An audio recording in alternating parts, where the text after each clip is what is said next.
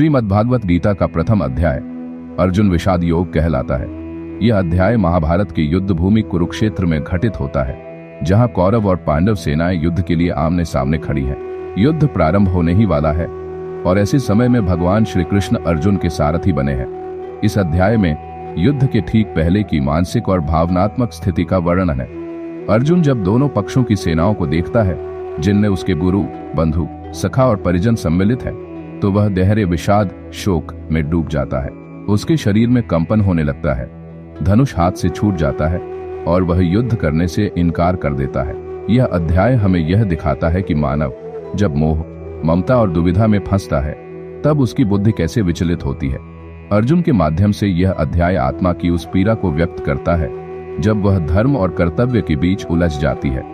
इस अध्याय का उद्देश्य यह दिखाना है कि कैसे गहन मानसिक संघर्ष और नैतिक भ्रम आत्मज्ञान और सत्य की खोज की भूमिका बनते हैं।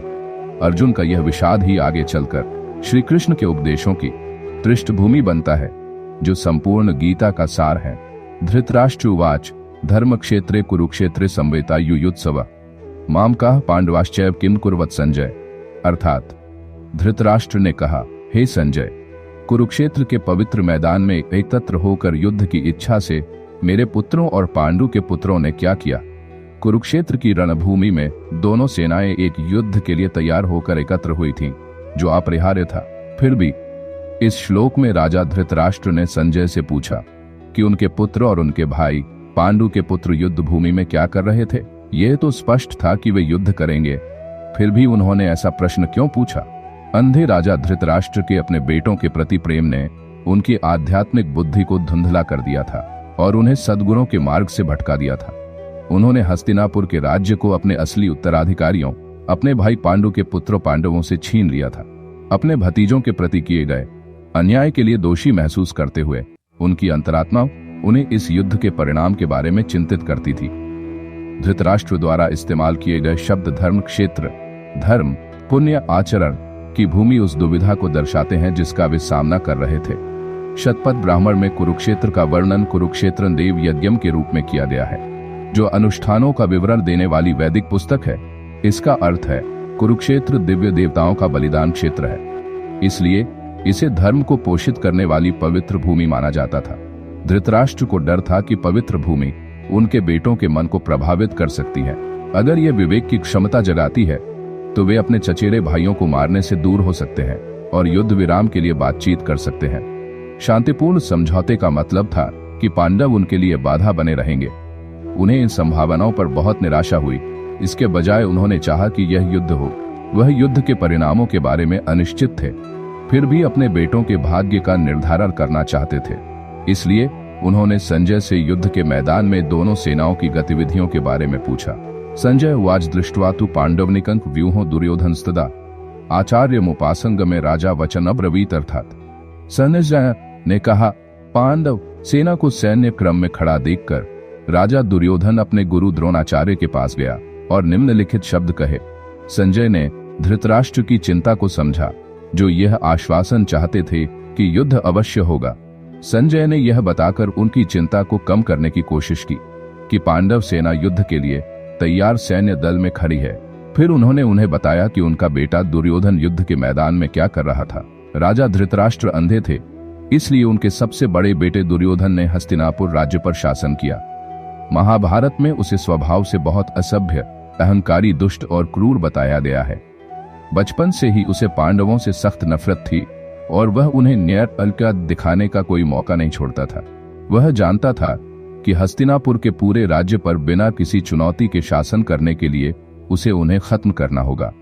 हालांकि युद्ध के मैदान में खड़े होकर जब उसने पांडवों की विशाल सेना देखी तो वह हैरान रह गया। उसने पांडवों को कम आंका था। उन्होंने जो सैन्य शक्ति जुटाई थी वह उसकी उम्मीद से कहीं ज्यादा थी। दुर्योधन अपने गुरु द्रोणाचार्य के पास सम्मान देने के बहाने से गया था, लेकिन उसका असली उद्देश्य अपनी घबराहट को कम करना था।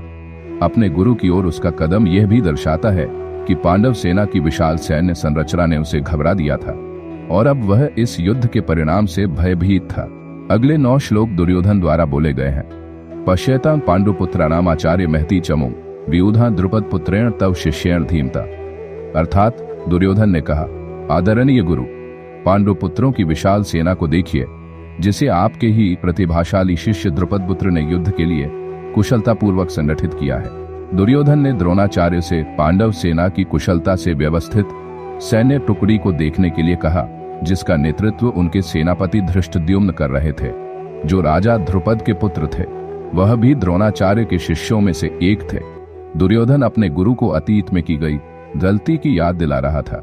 कई साल पहले द्रोणाचार्य ने पांडवों के साथ मिलकर राजा द्रुपद को युद्ध में हराया था और उनका आधा राज्य छीन लिया था। अपनी हार का बदला लेने के लिए द्रुपद ने पुत्र प्राप्ति के लिए एक यज्ञ किया। उस यज्ञ से धृष्टद्युम्न का जन्म हुआ, जिसे वरदान मिला था कि वह भविष्य में द्रोणाचार्य को मार देगा। हालांकि द्रोणाचार्य को पता था, लेकिन जब उनसे धृष्टद्युम्न के सैन्य प्रशिक्षण के लिए संपर्क किया गया तो उन्होंने बहुत विनम्रता से स्वीकार कर लिया और अपने शिष्य को निष्पक्ष रूप से अपना सारा ज्ञान प्रदान किया।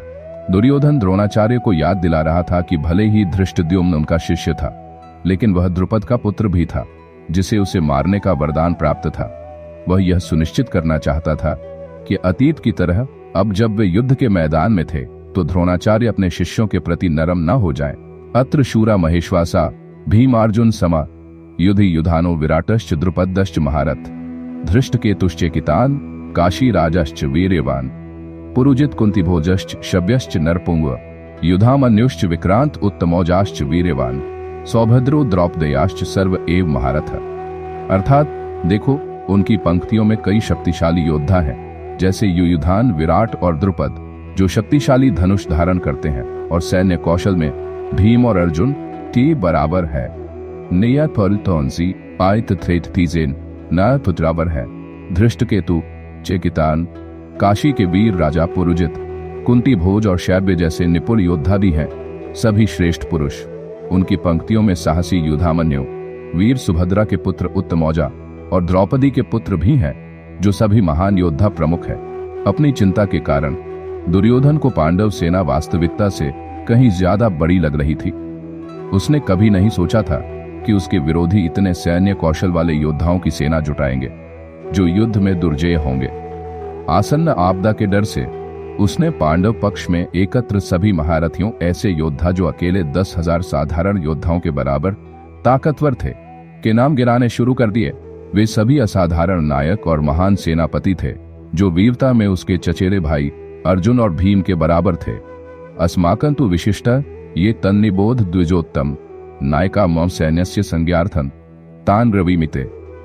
अर्थात, हे ब्राह्मण श्रेष्ठ, हमारे पक्ष के प्रधान सेनापतियों के विषय में भी सुनिए, जो नेतृत्व करने के लिए विशेष रूप से योग्य हैं। अब मैं तुम्हें उनका वर्णन सुनाता हूँ। द्रोणाचार्य सैन्य विज्ञान के शिक्षक थे और वास्तव में योद्धा नहीं थे। हालांकि वे कौरव सेना के सेनापतियों में से एक के रूप में युद्ध के मैदान में थे। एक अहंकारी दुर्योधन ने अपने गुरु की निष्ठा पर भी संदेह किया। चालाक दुर्योधन ने जानबूझकर अपने गुरु को द्विजोत्तम, द्विजों में श्रेष्ठ या ब्राह्मण कहकर संबोधित किया। द्रोणाचार्य के लिए उनका अपमानजनक और दिखावटी अनुस्मारक यह था कि यदि उन्होंने इस युद्ध में अपनी वीरता नहीं दिखाई तो उन्हें एक नीच ब्राह्मण माना जाएगा, जो केवल राजा के महल में बढ़िया भोजन और शानदार जीवन शैली में रुचि रखता था। फिर अपने कटु शब्दों को छिपाने तथा अपने गुरु और स्वयं का मनोबल बढ़ाने के लिए दुर्योधन ने कौरव पक्ष के सभी महान सेनापतियों के नाम लेने शुरू कर दिए तथा उनकी वीरता और सैन्य विशेषज्ञता का वर्णन किया। भवन भीष्मश्च कर्णश्च कृपाश्च समिति अंजय अश्वत्थामा विकर्णश्च सोमदत्तस्तथैव च। अर्थात आपके भीष्म, कर्ण, कृपा, अश्वत्थामा, विकर्ण और भूरिश्रवा जैसे व्यक्तित्व हैं, जो युद्ध में हमेशा विजयी होते हैं। अन्य च भाव शूरा मदार्ते त्यक्त जीविता ना शास्त्रहरण सर्वे युद्ध विशारदा। अर्थात इसके अलावा कई अन्य वीर योद्धा भी हैं, जो मेरे लिए अपने प्राण त्यागने के लिए तैयार हैं। वे सभी युद्ध कला में कुशल हैं और विभिन्न प्रकार के हथियारों से सुसज्जित हैं। राक्षसन तदस्माकं बलं भीष्मभिरक्षितम सत्यम त्विद में तेषां बलं भीमाभिरक्षितम। अर्थात हमारी सेना की शक्ति असीमित है और हम पितामह भीष्म द्वारा सुरक्षित रूप से संगठित हैं, जबकि भीम द्वारा सावधानी पूर्वक संगठित पांडव सेना की शक्ति सीमित है। कौरव सेना के सेनापति भीष्म पितामह थे। एक असाधारण योद्धा होने के अलावा उन्हें एक असाधारण वरदान भी प्राप्त था। वे अपनी मृत्यु का समय चुन सकते थे। इसका मतलब था कि वे व्यावहारिक रूप से अजेय थे। दुर्योधन को लगा कि भीष्म के नेतृत्व में उनकी सेना अजेय थी, जबकि पांडव सेना दुर्योधन के कट्टर दुश्मन भीम द्वारा सुरक्षित थी। इसलिए उसने अपने दादा भीष्म की ताकत की तुलना अपने चचेरे भाई भीम से करना शुरू कर दिया। जैसा कि कहावत है, विनाश काले विपरीत बुद्धि, जिसका अर्थ है कि जब अंत निकट आता है तो अहंकारी लोग अपनी स्थिति का मूल्यांकन करने में विनम्र होने के बजाय घमंड में लिप्त हो जाते हैं। भाग्य की यह दुखद विडंबना यहाँ दुर्योधन के आत्म प्रशंसापूर्ण कथन में परिलक्षित होती है कि भीष्म द्वारा सुरक्षित उनकी सेना की ताकत असीमित थी। हालांकि कौरव और पांडव दोनों ही भीष्म के पोते थे और कुरु परिवार के सबसे बुजुर्ग जीवित सदस्य होने के नाते वह उनके कल्याण के बारे में चिंतित थे। वह पांडवों के प्रति दयालु थे, लेकिन हस्तिनापुर के सिंहासन और उसके विषयों के प्रति अपनी नैतिक प्रतिबद्धता से बंधे थे। इसलिए आधे मन से उन्होंने कौरव सेना का नेतृत्व उनके खिलाफ किया। भीष्म को यह भी पता था कि इस धर्म युद्ध में दुनिया के सभी महान योद्धाओं के साथ साथ स्वयं भगवान कृष्ण भी मौजूद थे। भगवान कृष्ण पांडवों के साथ थे, जिसका मतलब था कि धर्म उनके पक्ष में था और पूरे ब्रह्मांड में कोई भी ताकत अधर्म को जीत नहीं दिला सकती थी।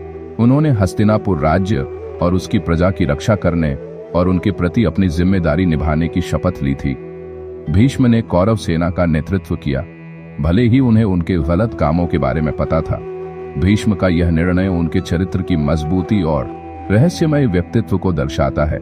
अयनेषु च सर्वेषु यथा भागम स्थिता भीष्ममेवाभिरक्षन्तु भवन्त सर्व एव हि, अर्थात अतः अब मैं कौरव सेना के सभी सेनापतियों से आह्वान करता हूं कि वे पितामह भीष्म को पूर्ण सहयोग दें तथा अपनी अपनी रणनीतिक सीमाओं की रक्षा करें।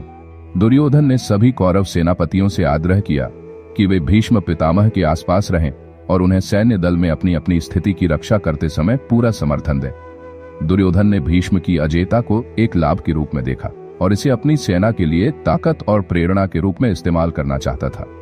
तस्य संज्ञाहर्षं कुरु वृद्ध पितामह सिंहनादन विंध्योच्चय शंखन दध्मो प्रतापवान, अर्थात तत्पश्चात कुरुवंश के महापुरुष यशस्वी कुलपितामह भीष्म ने सिंह के समान गर्जना की और बहुत जोर से शंख बजाया, जिससे दुर्योधन प्रसन्न हो गया।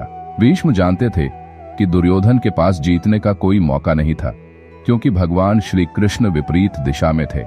हालांकि उन्होंने अपने पोते की चिंता को समझा और उसे खुश करने के लिए उन्होंने जोर से शंख बजाया। पुराने दिनों में युद्ध के मैदान में शंख बजाना युद्ध की शुरुआत का संकेत था। इससे दुर्योधन को यह भी पता चला कि भीष्म कौरव सेना का नेतृत्व करने के लिए तैयार हैं और वह कर्तव्य निष्ठा से लड़ेंगे और किसी भी तरह की चोट से नहीं बचेंगे। ततः शंखाश्च भैर्यश्च पनवान को मुखा सहसैवाभ्यनन्ते स शब्दस्तु मूलो भवत्, अर्थात तत्पश्चात अचानक शंख, नगारे, बिगुल, तुरही तथा नरसिंगे बजने लगे और उनकी सम्मिलित ध्वनि अत्यधिक भयानक थी। भीष्म की युद्ध के लिए पुकार सुनकर कौरव सेना के सभी लोग भी उत्सुकता से विभिन्न वाद्य बजाने लगे, जिससे कोलाहलपूर्ण ध्वनि उत्पन्न हुई। शंख का अर्थ है शंख, पनव का अर्थ है ढोल, आनक का अर्थ है ढोल, भ्रिया का अर्थ है बिगुल तथा गोमुख का अर्थ है नरसिंगे। इन सभी वाद्यों के एक साथ बजने से बहुत शोरगुल मच गया।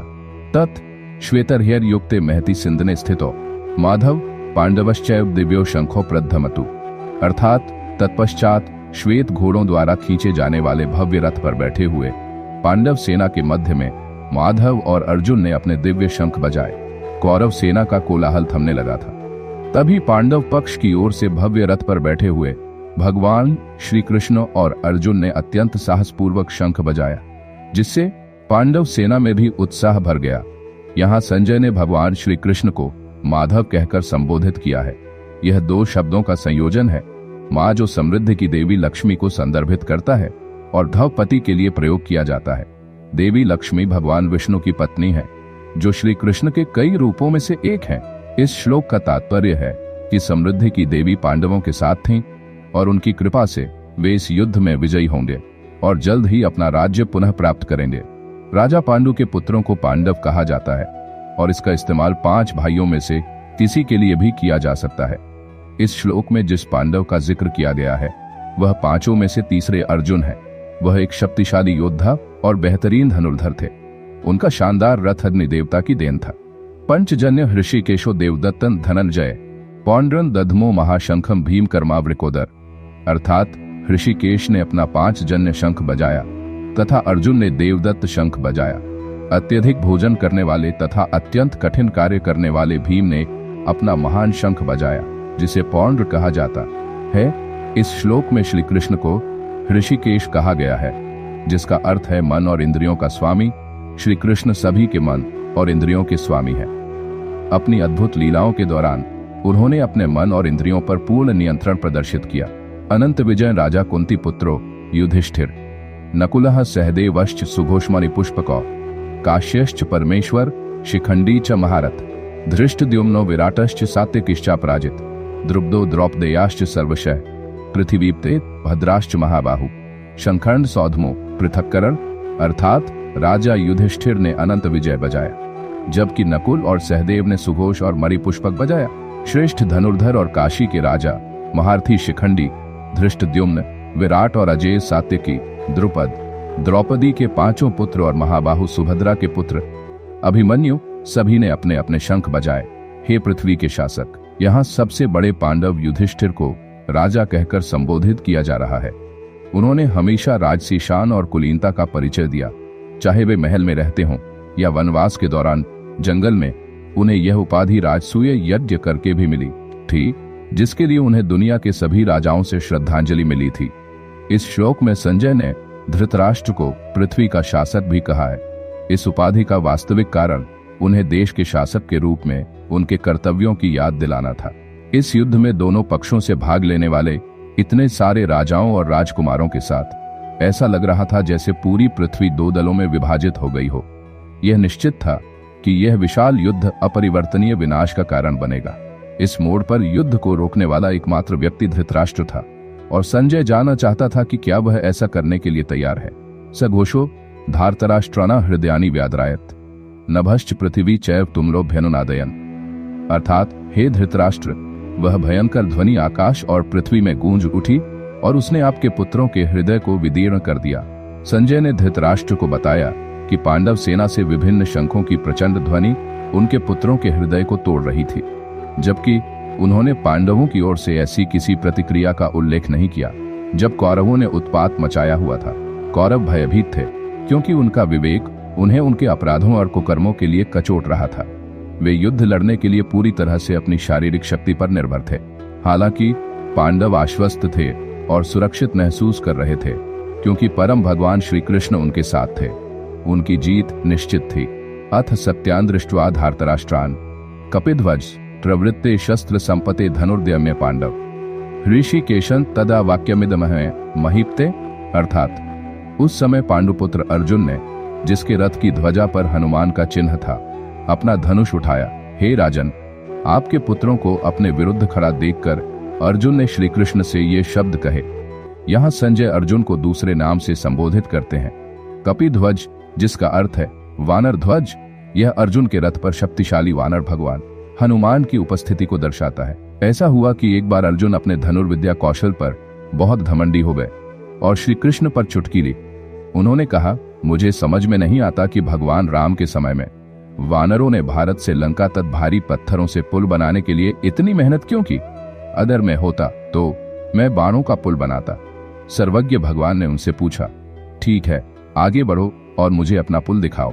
अर्जुन ने बहुत ही कुशलता से हजारों बाणों की वर्षा करके एक विशाल पुल बनाया। अब इसे परखने का समय आ गया था। श्री कृष्ण ने इस कार्य के लिए महान हनुमान को बुलाया। जैसे ही हनुमान ने पुल पर चलना शुरू किया, पुल उनके पैरों के नीचे ढहने लगा। अर्जुन को अपनी मूर्खता का एहसास हुआ। उनके बाणों का पुल भगवान राम की विशाल सेना का भार नहीं उठा सकता था। उन्होंने उनसे क्षमा मांगी। इसके बाद हनुमान ने अर्जुन को विनम्र होने और अपने कौशल पर कभी गर्व न करने की शिक्षा दी। उन्होंने अर्जुन को यह वरदान भी दिया कि महान युद्ध के दौरान वे अर्जुन के रथ पर बैठेंगे। इसलिए अर्जुन के रथ के ध्वज पर महान हनुमान का प्रतीक चिन्ह लगा हुआ था। अर्जुन उवाच, सैन्य और उभयोर्मध्ये रथन स्थापय में च्युत यावदेतनिरीक्ष्य हाँ योद्धु कामान वस्थितान कर्मयास्य है योद्धव्यमस्मिन् रणस्मोद्यमे, अर्थात अर्जुन ने कहा, हे अच्युत, कृपया मेरे रथ को दोनों सेनाओं के मध्य में ले जाइए, जिससे मैं युद्ध के लिए तैयार योद्धाओं को देख सकूं। जिनके साथ मुझे इस महान युद्ध में लड़ना है। अर्जुन एक कुशल योद्धा थे और सबसे शक्तिशाली हनुमान उनके भव्य रथ के ऊपर बैठे थे। इसके अलावा भगवान श्री कृष्ण के प्रति उनकी भक्ति ऐसी थी कि भगवान स्वयं अर्जुन के सारथी बनने के लिए सहमत हो गए थे। यहाँ अर्जुन यात्री सीट पर बैठे थे और अपने सारथी श्री कृष्ण को निर्देश दे रहे थे। वह भगवान को अच्युत, सबसे भरोसेमंद व्यक्ति के रूप में संबोधित करते हैं और उनसे युद्ध के मैदान के बीच में रथ रखने का अनुरोध करते हैं। अहम भक्त पराधीनो ह्य स्वतंत्र ईव द्विज साधुभिर ग्रास्ता हृदयो भक्तैर भक्तजन प्रिय। भागवत 9:4-63।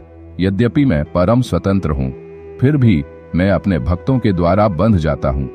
वे मुझे बहुत प्रिय हैं और मैं उनके प्रेम के कारण उनका ऋणी हो जाता हूँ। भगवान का अपने भक्तों के साथ बंधन इतना सुंदर है कि वे अपने भक्तों के प्रेम के वशीभूत होकर उनके बंध जाते हैं। योत्स्य मानान्विक्षे हाँ ये तो समार्ता धार्तराष्ट्रस्य दुर्बुद्धेर युद्धे प्रिय चिकित्सा। अर्थात मैं उन लोगों को देखना चाहता हूं जो दुष्ट बुद्धि वाले धृतराष्ट्र पुत्र को प्रसन्न करने की इच्छा से उसके पक्ष में लड़ने आए हैं। अर्जुन निडर था, भगवान उसके सारथी थे। उसका दृष्टिकोण यह था कि पांडव हस्तिनापुर के आधे राज्य के वैध हकदार थे, लेकिन धृतराष्ट्र के दुष्ट पुत्र कौरवों ने हिस्सा साझा करने पर सहमति नहीं जताई थी। अर्जुन युद्ध के लिए तैयार था। जो उनका अधिकार था उसे वापस पाने और उन्हें उनके पिछले सभी गलत कामों के लिए दंडित करने के लिए उत्सुक था। युद्ध के मैदान के बीच में रथ रखने का उनका अनुरोध कौरव सेना पर करीब से नजर डालने के लिए था। अर्जुन उन सभी को देखना चाहता था जिन्होंने अन्याय का पक्ष लिया था। वह उन्हें समान रूप से दंडित करना चाहता था, क्योंकि उन्होंने गलत पक्ष का चुनाव किया था। उनमें से किसी को भी नहीं बख्शा जाएगा। संजय उवाच एवोक्तो हृषिकेशो गुराकेशेन भारत सेनयोरुभयोर मध्ये स्थापयित्वा रथोत्तमम्। अर्थात संजय ने कहा, हे धृतराष्ट्र, निद्रा को जीतने वाले अर्जुन द्वारा इस प्रकार कहे जाने पर श्री कृष्ण ने भव्य रथ को दोनों सेनाओं के बीच में खड़ा कर दिया। यहाँ संजय धृतराष्ट्र को भरत कहकर संबोधित कर रहे हैं, जिसका अर्थ है, हे महान राजा भरत के वंशज, भीष्म द्रोण प्रमुखत सर्वेशा च महीक्षितम उवाच पार्थ पश्यतान स्मेवतन कुरु नीति। अर्थात भीष्म, द्रोणाचार्य तथा अन्य सभी राजाओं की उपस्थिति में श्री कृष्ण ने कहा, हे पार्थ, देखो ये कौरव यहाँ एकत्रित हुए हैं। श्री कृष्ण ने अर्जुन को पार्थ, पृथा का पुत्र, अपनी माता कुंती का दूसरा नाम कहा। फिर उन्होंने कौरव पक्ष के भीष्म, द्रोण और अन्य राजाओं जैसे सभी योद्धाओं की ओर इशारा किया और उन्हें संबोधित करने के लिए जानबूझकर कुरु शब्द का इस्तेमाल किया। यह अर्जुन को याद दिलाने के लिए था कि कौरव और पांडव दोनों ही महान राजा कुरु के वंशज थे। इसलिए जिस दुश्मन को वह मारने के लिए इतना उत्सुक था, वह वास्तव में उसका अपना परिवार और रिश्तेदार थे। सर्वज्ञ भगवान अर्जुन के मन में भ्रम का बीज बो रहे थे, जिसे बाद में खत्म करना था। वह उस सुसमाचार के लिए जमीन तैयार कर रहे थे जिसका वह प्रचार करने वाले थे। भगवत गीता, जो कलियुग में आने वाली पीढ़ियों को लाभान्वित करेगी। तत्रापश्यत स्थितान पार्थ पितृनाथ पितामहन आचार्यन मातुलान भ्रातृ नपुत्रान पौत्रांस खिनस्तथा शशुरान सुहृदश्चैव सैन्योर्भयोर्पि। अर्थात वहां अर्जुन ने दोनों सेनाओं में अपने पिता, पितामह, गुरुजन, मामा, भाई, चचेरे भाई, पुत्र, भतीजे, पौत्र, मित्र, ससुर तथा शुभ चिंतकों को देखा। तान अस्मिक्ष्य सकौन्ते सर्वान बंधुन वस्थितान कृपया पर्याविष्टो विशिदन्निदम ब्रवीत। अर्थात अपने समस्त संबंधियों को वहां उपस्थित देखकर कुंती पुत्र अर्जुन दया से अभिभूत हो गए और अत्यंत दुखी होकर उन्होंने ये शब्द कहे। श्री कृष्ण के शब्दों का अर्जुन पर मनचाहा असर हुआ। युद्ध के मैदान में दोनों ओर की सेनाओं को देखकर उसका दिल बैठ गया। वे सभी कौरव थे जो उसके रिश्तेदार थे। वह वीर योद्धा जो कुछ मिनट पहले कौरवों को उनकी दुष्टता के लिए दंडित करना चाहता था, अचानक भयभीत हो गया। इस युद्ध से होने वाली तबाही को समझकर उसका पराक्रम कम होने लगा। इसलिए संजय ने उसे कुंती का पुत्र कौन्ते कहा है, जिसका अर्थ है कि अर्जुन अपनी मां के समान कोमल हृदय वाला हो गया था। हालांकि अब अर्जुन बहुत भ्रमित था और उसका मन सवालों से भरा हुआ था। अर्जुन उवाच दृष्ट्वेम स्वजनन कृष्ण युयुत्सु समुपस्थितम सीदंति मया स्वजनन कृष्ण युयुत्सु समुपस्थितम सीदंति मम दत्राणि मुखं च परिशुष्यति। अर्थात अर्जुन ने कहा, हे कृष्ण, यहाँ अपने ही स्वजनों को युद्ध हेतु एक दूसरे को मारने के लिए उद्यत देखकर मेरे अंग जवाब दे रहे हैं और मेरा मुख सूख रहा है। अर्जुन को एहसास हुआ कि युद्ध के मैदान में खून बहाने के लिए तैयार सभी योद्धा कोई और नहीं बल्कि उसके अपने रिश्तेदार, दोस्त और परिवार के लोग थे। वह पश्चाताप से भर गया और युद्ध लड़ने के अपने कर्तव्य को निभाने से डरने लगा। इन भावनाओं का कारण उसके शारीरिक रिश्तेदारों के प्रति उसकी आसक्ति थी। वह अपने आध्यात्मिक अस्तित्व को भूल गया कि वह सिर्फ शरीर नहीं था। अपने शारीरिक रिश्तेदारों के प्रति उसके मोह ने उसकी चेतना को अंधा कर दिया था। भौतिकवादी अवधारणा में हम खुद को केवल शरीर मानते हैं, जो अपने सभी शारीरिक रिश्तेदारों से भावनात्मक रूप से जुड़ा हुआ है। चूंकि यह लगाव अज्ञानता पर आधारित है, इसलिए यह अपने साथ जीवन के भौतिक बोझ जैसे दर्द, दुख, शोक और मृत्यु को लेकर चलता है। केवल भौतिक शरीर की मृत्यु ही इन भौतिकवादी आसक्तियों को समाप्त कर सकती है। हम केवल भौतिक शरीर से कहीं बढ़कर हैं। हमारी शाश्वत आत्माएं जीवन और मृत्यु से परे हैं। भौतिक दुनिया के विभिन्न आसक्तियों में उलझे हुए हम यह भूल जाते हैं कि परम पिता परमेश्वर ही हमारे एकमात्र स्थायी रिश्तेदार हैं। वे हमारी आत्मा के पिता, माता, मित्र, स्वामी और प्रियतम है। वे पथुश्च शरीरे में रोमहर्षश्च जायते गांडीवं स्रंस्ते हस्तात्व कच्चैव परिदह्यते न च शक्नो में वस्थातुं भ्रमतीव च मे मन निमित्तानि च पश्यामि विपरीतानि केशव न च श्रेयो नुक्ष्यामि हत्वा स्वजन महवे। अर्थात मेरा पूरा शरीर कांप रहा है, मेरे रोंगटे खड़े हो रहे हैं, मेरा धनुष गांडीव मेरे हाथ से फिसल रहा है और मेरी त्वचा पूरी तरह जल रही है। मेरा मन उलझन में है और भ्रम में घूम रहा है। मैं अब खुद को और स्थिर नहीं रख पा रहा हूँ। हे कृष्ण, केशी राक्षस के संहारक, न केवल दुर्भाग्य के ही संकेत देख रहा हूँ। मैं नहीं देख पा रहा हूँ कि इस युद्ध में अपने ही सगे संबंधियों को मारने से कोई अच्छाई कैसे हो सकती है। यहाँ अर्जुन ने श्री कृष्ण को केशव कहकर संबोधित किया है, जो केशी नामक राक्षस का वध करने वाले हैं। लेकिन अर्जुन को अपने ही रिश्तेदारों को मारने का ख्याल इतना परेशान कर रहा था कि उसका शरीर कांपने लगा। वह अपना शानदार धनुष गांडीव भी नहीं उठा पा रहा था, जिसकी ध्वनि से सबसे शक्तिशाली दुश्मन भी डर जाते थे। अर्जुन इतना भ्रमित हो चुका था कि अंधविश्वास ने उसे जकड़ लिया था। उसे केवल भयंकर विनाश के संकेत देने वाले अपशकुन ही दिखाई दे रहे थे। इसलिए उसे लगा कि इस तरह के युद्ध में शामिल होना पाप होगा। न कांक्षे विजय कृष्ण न च राज्य सुख नीच किन नो राज्यन गोविंद किन भोगर जीवित एनवा ये सामर्थ्य कांक्षितन नो अशंभोगा सुख नीच तई में वस्थिता युद्धे प्राणानस्त्यक्त्वा धनानि च। अर्थात हे कृष्ण, मैं विजय, राज्य या उससे प्राप्त होने वाले सुख की इच्छा नहीं करता। राज्य, सुख या यहाँ तक कि जीवन भी किस काम का, जब वे ही लोग जिनके लिए हम लालायित हैं हमारे सामने युद्ध के लिए खड़े हैं। किसी की जान लेना ही अनैतिक है और किसी सगे संबंधी की हत्या करना तो और भी बड़ा पाप माना जाता है। अर्जुन दुविधा में था। ऐसे जघन्य कृत्य से मिली जीत से उसे क्या हासिल होगा? इससे उसे कोई खुशी नहीं मिलेगी, क्योंकि वह अपने सभी महत्वपूर्ण लोगों को खो देगा। सांसारिक संपत्तियों से विरक्ति एक सराहनीय गुण है। हालांकि अर्जुन के विचार नैतिक और सद्गुणी थे, लेकिन वे आध्यात्मिक भावनाएं नहीं थीं। वे अपने रिश्तेदारों के प्रति करुणा और लगाव से उभर रहे थे। आध्यात्मिक भावनाएं आत्मा को शांति, सद्भाव और खुशी प्रदान करती हैं। हालांकि अर्जुन की स्थिति ऐसी नहीं थी कि वह भ्रमित और अपने शरीर और मन पर नियंत्रण खो रहा था। आचार्य, पितर, पुत्र थैव च पितामह मातुला श्वशुरा पौत्रा श्याला संबंधिनस्तथा एतन्न हन्तुमिच्छामि घ्नतोऽपि मधुसूदन अपि त्रैलोक्य राज्यस्य हेतो किन्नु मैलिके। अर्थात गुरु, पिता, पुत्र, दादा, मामा, पौत्र, ससुर, भतीजे, साले तथा अन्य सगे संबंधी यहाँ उपस्थित हैं तथा अपने प्राण और धन की बाजी लगा रहे हैं। हे मधुसूदन, मैं उन्हें मारना नहीं चाहता, चाहे वे मुझ पर आक्रमण भी करें। यदि हम धृतराष्ट्र के पुत्रों को मार देंगे तो हमें तीनों लोकों पर राज्य करने से क्या संतुष्टि मिलेगी? इस पृथ्वी की तो बात ही क्या। अर्जुन ने युद्ध के मैदान में योद्धाओं की विशाल भीड़ को देखा और उनके साथ अपने संबंधों पर विचार करना शुरू कर दिया। उनके शिक्षक द्रोणाचार्य और कृपाचार्य, दादा भीष्म और सोमदत्त, भूरिश्रवा सोमदत्त का पुत्र, कुंती भोज, पुरुजित, शल्य और शकुनी उनके मामा थे।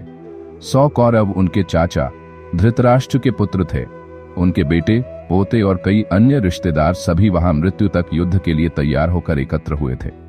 इस श्लोक में 2 बार अर्जुन ने अपि शब्द का प्रयोग किया है, जिसका अर्थ है यद्यपि। वह श्री कृष्ण को मधुसूदन कहकर संबोधित करता है, जो मधु नामक राक्षस का वध करने वाला था, और कहता है, हे मधुसूदन, मैं उन्हें मारना नहीं चाहता, यद्यपि मैं जानता हूं कि वे ऐसा करने के लिए आतुर हैं। पुनः वह कहता है, यद्यपि हम तीनों लोगों पर विजय पाने के लिए युद्ध करते हैं, फिर भी अपने ही लोगों को मारकर हमें क्या आनंद मिलेगा। निहत्य धार्तराष्ट्रान्न का प्रीति स्याजनार्दन पाप में वाश्रेयत समान हत्वैतायन तस्मान न रहा वयम हंतु धार्तराष्ट्रान स्वबंधवान स्वजनम ही कथन हत्वा सुखिन श्याम माधव। अर्थात हे समस्त जीवों के पालन करता धृतराष्ट्र के पुत्रों को मारने से हमें क्या सुख मिलेगा। भले ही वे आतताई हों, लेकिन यदि हम उन्हें मारेंगे तो पाप अवश्य ही हम पर आएगा। इसलिए हमें अपने चचेरे भाइयों धृतराष्ट्र के पुत्रों और मित्रों को मारना उचित नहीं है।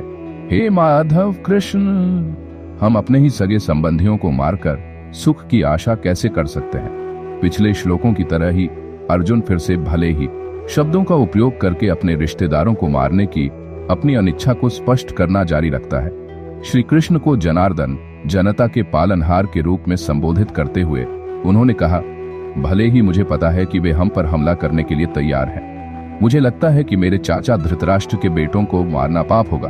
तब अर्जुन ने उन्हें देवी लक्ष्मी के पति माधव कहकर संबोधित किया। हमारे लिए अपने चचेरे भाई बंधुओं को मारना उचित नहीं है। ऐसा कार्य करके हम कभी सुखी कैसे हो सकते हैं। अधिकांश परिस्थितियों में किसी की हत्या करना या उसकी जान लेना एक गंभीर पाप माना जाता है, जो बाद में अपराध और पश्चाताप का कारण बनता है।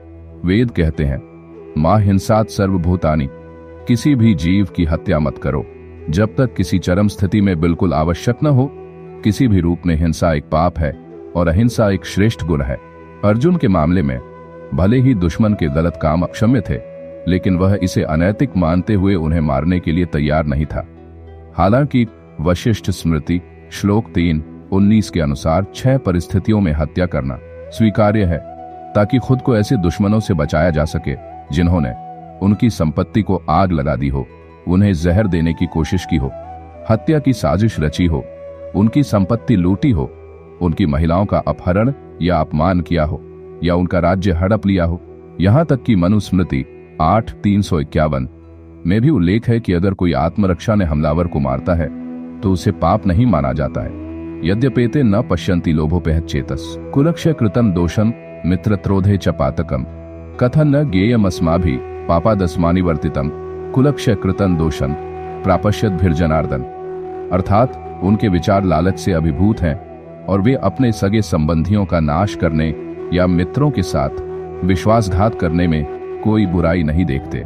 फिर भी हे जनार्दन कृष्ण, हम जो अपने सगे संबंधियों की हत्या में अपराध को स्पष्ट रूप से देख सकते हैं, इस पाप से क्यों विमुख न हो। अर्जुन एक घोषित योद्धा थे, लेकिन अपने धार्मिक स्वभाव के कारण उन्होंने जब भी संभव हो हिंसा से बचने की कोशिश की। महाभारत युद्ध के अंत में हुई एक घटना में उनके चरित्र का यह पक्ष अच्छी तरह से सामने आता है। दुर्योधन बुरी तरह घायल हो चुका था और कौरव पक्ष में केवल मुट्ठी भर योद्धा बचे थे। अश्वत्थामा उनमें से एक था। वह अपने पिता द्रोणाचार्य और अपने मित्र कौरवों की मृत्यु का बदला लेना चाहता था। वह रात में पांडव शिविर में घुस गया जब सभी गहरी नींद में सो रहे थे और नरसंहार करने लगा। इस हमले में द्रौपदी के 5 पुत्रों सहित कई योद्धा मारे गए। उस रात पांडव द्रौपदी और श्री कृष्ण के साथ बाहर गए हुए थे। जब वे शिविर में लौटे तो वे तबाह हो चुके थे। अर्जुन अश्वत्थामा के पीछे गए, उसे पकड़ लिया और उसे द्रौपदी के चरणों में फेंक दिया, जो अपने छोटे बेटों की मृत्यु पर शोक मना रही थी।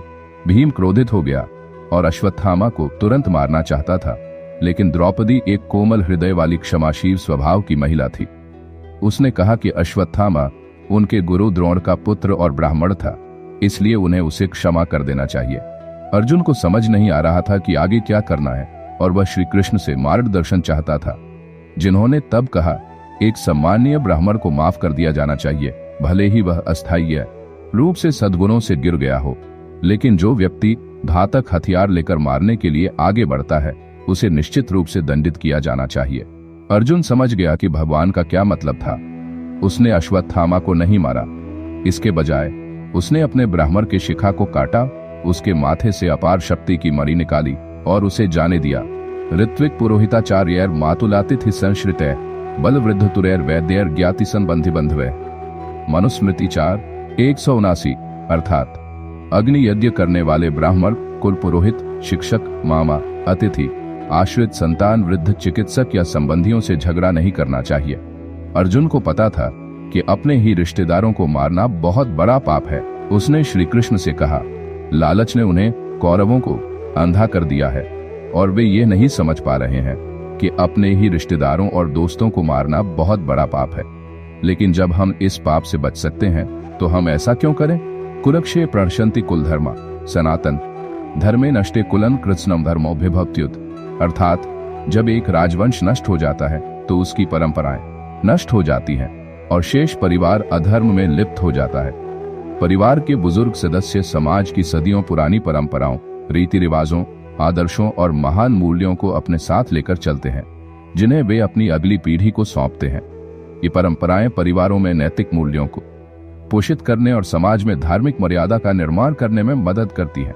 अगर बुजुर्गों की मृत्यु जल्दी हो जाती है तो उनका बहुमूल्य ज्ञान उनके साथ चला जाता है और उचित मार्गदर्शन के अभाव में अगली पीढ़ी सद्मार्ग से भटक जाती है।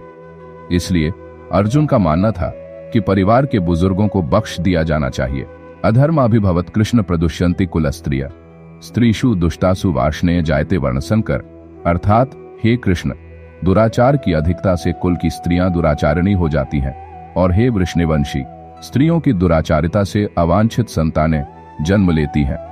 वैदिक समाज में महिलाओं को बहुत ऊंचा दर्जा प्राप्त था।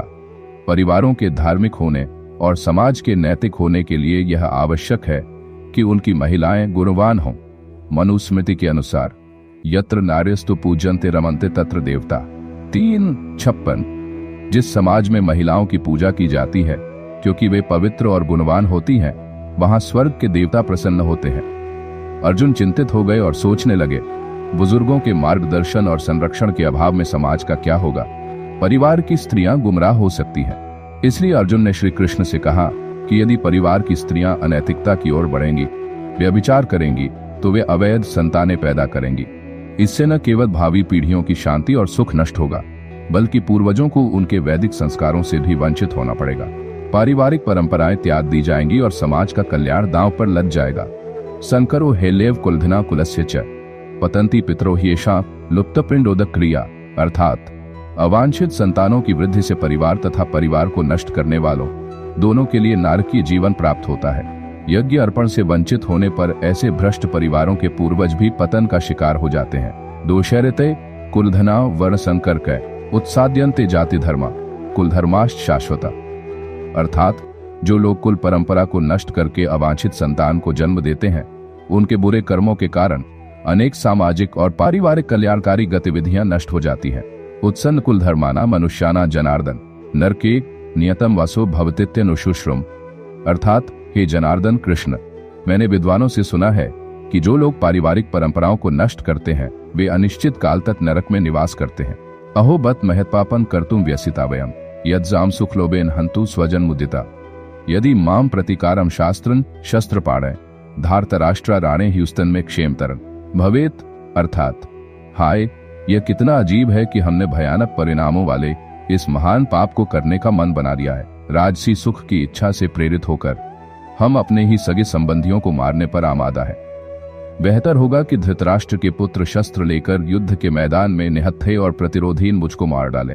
अर्जुन को आश्चर्य हुआ, यह जानते हुए भी कि यह युद्ध सभी के लिए दुर्भाग्य ही लाएगा। युद्ध के मैदान में मौजूद लोग और उनके पीछे छोड़े गए परिवार, वे सभी इस पाप को करने के लिए लालायित थे। उन्होंने अहो शब्द से शुरुआत की, जिसका अर्थ है हाय हाय। उन्होंने उन सभी संभावित आपदाओं को गिनाया जो इस युद्ध के होने पर आसन्न थीं, लेकिन वे इस तथ्य को अनदेखा कर रहे थे कि अगर गलत करने वालों को दंडित नहीं किया गया तो इससे समाज को और अधिक नुकसान होगा। अक्सर हम परिस्थितियों या दूसरों को दोष देते रहते हैं, लेकिन अपनी कमजोरियों की ओर से आंखें मूंद लेते हैं। अपने लालची चचेरे भाइयों और रिश्तेदारों को न मारने का अर्जुन का औचित्य उनके प्रति उसके अपने लगाव और करुणा से प्रेरित था। हालांकि उसे लगा कि उन्हें मारना पाप है क्योंकि वे उसके रिश्तेदार थे, लेकिन उसे यह एहसास नहीं हुआ कि उसकी भावनाएं वास्तव में भौतिकवादी थीं और पारलौकिक नहीं थीं। करुणा से अंधा होकर वह एक योद्धा के रूप में अपना धर्म भूल गया था कि वह इस भौतिक शरीर से परे था। उसका भ्रम इस हद तक पहुंच गया था कि वह अपने हथियार छोड़ने और अपने दुश्मन को निहत्थे उसे मारने देने के लिए तैयार था। संजय उवाच एव मुक्त्वार्जुन संख्य रथोपस्थ उत्विशत विसृज्य सशरम चापन शोक संविघ्न मानस। अर्थात संजय ने कहा, ऐसा कहकर अर्जुन ने अपना धनुष और बाण एक तरफ रख दिया और अपने रथ की सीट पर बैठ गया।